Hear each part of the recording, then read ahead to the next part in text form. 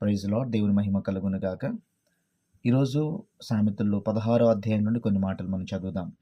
హృదయాలోచనలు మనుష్యుని వశము, చక్కని ప్రత్యుత్తరమిచ్చుటకు యెహోవా వలన కలుగును. ఒకని నడతలన్నీయు వాని దృష్టికి నిర్దోషిగా కనబడును. యెహోవా ఆత్మలను పరిశోధించును. నీ పనుల భారం యెహోవా మీద నుంచుము, అప్పుడు నీ ఉద్దేశములు సఫలమగును. యెహోవా ప్రతి వస్తువును దాని పని నిమిత్తము కలుగజేశాడు. నాశన దినమునకు ఆయన భక్తిహీనులను కలుగజేశాను. గర్వ హృదయులందరూ యెహోవాకు హేయులు, నిశ్చయముగా వారి శిక్ష నొందుదురు. కృపాసత్యముల వలన దోషమునకు ప్రాయశ్చిత్తము కలుగును. యెహోవా యందు భయభక్తులు కలిగిండుట వలన మనుష్యులు చెడుతనం నుండి తొలగిపోదురు.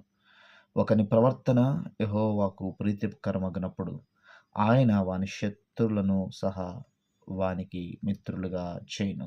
ఆమేన్. God bless you.